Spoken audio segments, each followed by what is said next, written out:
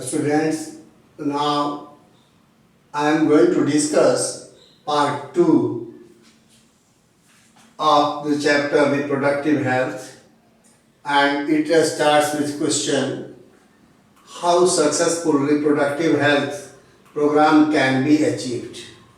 It's a problem because science is there, signature of our society to speak about all these things. How we can get the successful launching of programs, how we can achieve the awareness or other programs in a successful manner.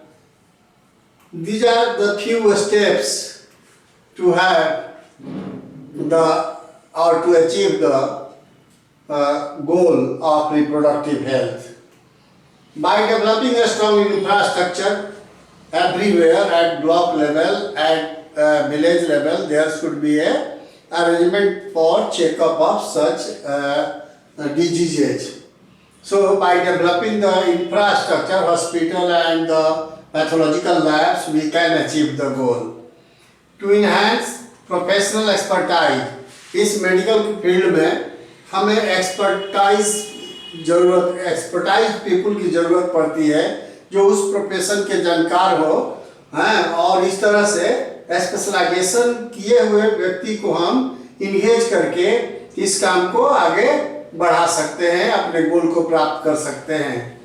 Using new techniques and strategy.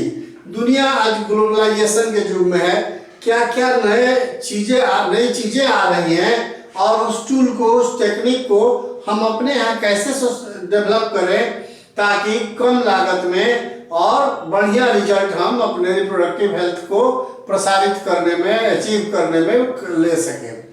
Bye adopting child immunization programme, आपको बहुत पता है, जैसे polio के खिलाफ हम लोग elimination के लिए लड़ते रहे और एलिमिनेटेड भी है. तो ये पोलियो जो है उस तरह से कैसे, तो उसी तरह से लार्ज स्केल पर, मास स्केल पर हमें ज़रूरत है चाइल्ड इम्यूनाइजेशन प्रोग्राम चलाने की, ताकि हम इसको रिप्रोडक्टिव हेल्थ, जैसे BCG के अगेंस्ट जन्म के थोड़े ही दिन के बाद विदिन ए मंथ टीकाकरण हो जाता है, वैक्सीनेशन हो जाता है. हम लोग स्मॉल पॉक्स को एलिमिनेट कर चुके हैं ऑलरेडी, अब वो नहीं है. तो इस तरह से ये आप देखते हो कि इम्यूनाइजेशन लार्ज स्केल पर करके हम इसको अचीव कर सकते हैं और हेल्दी समाज बना सकते हैं. And total ban on amniocentesis.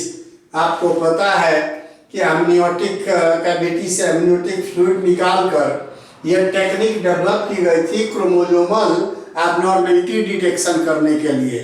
But medical field में इसका माल प्रैक्टिस होने लगा, और बच्चों का सेक्स बताने के लिए, जैसे बच्ची अगर है तो इससे पता करते थे कि लड़का है उम्र में कि लड़की है. अगर लड़की है तो उसका एबॉर्शन करा कर जान मार देते थे लोग. तो ये एमनियोसेंटेसिस का दुरुपयोग हुआ, तो इस पर टोटल बैन करने की जरूरत है, ताकि फीमेल फर्टिसाइडल के केस न देखने को मिले समाज में. इससे सेक्स रेशियो बिगड़ेगा, और जब सेक्स रेशियो बिगड़ेगा तो सेक्स रिलेटेड क्राइम भी बढ़ जाएंगे समाज में. तो इसलिए ये बहुत जरूरी है. अगर आप रिप्रोडक्टिवली हेल्दी समाज को बनाना चाहते हैं तो इसको केवल स्लोगन बना के मत रखिए कि यहाँ बोर्ड पर लिखा रहता है हर अस्पताल में कि यहाँ पर सेक्स डिटरमिन नहीं किया जाता, बट लोग करते हैं तभी तो लोग जाते हैं और पकड़ाते भी हैं. ऐसी बात नहीं है. Total ban on amniocentesis is needed, indicative of improved reproductive health. आखिर ये सब करने के बाद भेग है, समाज बड़ा है, कैसे हम पता कर सकते हैं कि कितना फ्रूटफुल हुआ कि नहीं हुआ. तो उसके भी कुछ पॉइंट्स और नॉर्म्स हैं जिसको देख करके पता चलेगा. For example, what are the indicatives of improved reproductive health? Better awareness in society about sex related problems by government and NGO.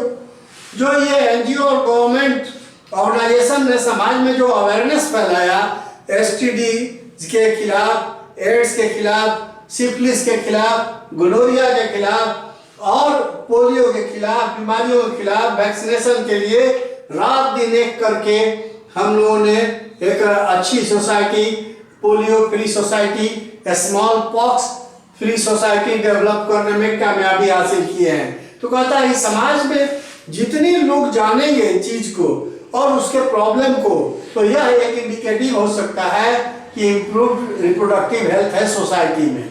दूसरा, lower mortality rate of mother and infants. पहले के जमाने में घरों में बच्चे जन्म लेते थे, माँ बच्चा दोनों मर जाता था। लोग कहते थे जन्म छू दिया बच्चे को, जन्म को इतनी फुर्सत कहाँ है और इतना क्विक आने का कौन सा साधन है उनके पास। तो ये हमारी अशिक्षा थी। तो शिक्षा के द्वारा हम लोगों ने इस चीज को, भ्रम को दूर किया और आज ज्यादा से ज्यादा अस्पताल में स्किल्ड प्रोफेशनल के देखरेख में बच्चों का जन्म हो रहा है। तो बहुत लोअर अगर समाज में मोर्टेलिटी रेट चला गया है माँ जच्चा बच्चा का, तो माँ और बच्चे का, तो यह भी एक इंडिकेटिव है इम्प्रूव रिप्रोडक्टिव हेल्थ का। दूसरा है increase number of small families. अब देखो इतनी महंगाई और इसमें कोई बड़ी फैमिली नहीं रखना चाहता। पहले जो था कि हम दो हमारे दो, फिर आया एक ही फूल खिले बगिया में, लड़का हो या लड़की बच्चे एक ही अच्छे।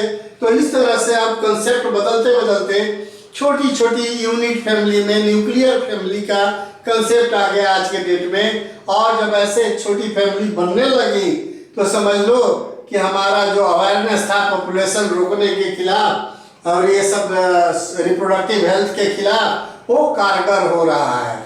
इनकी और लास्ट में देखिए कि better diagnosis and cure of STDs and increased medical facilities for sex related problems.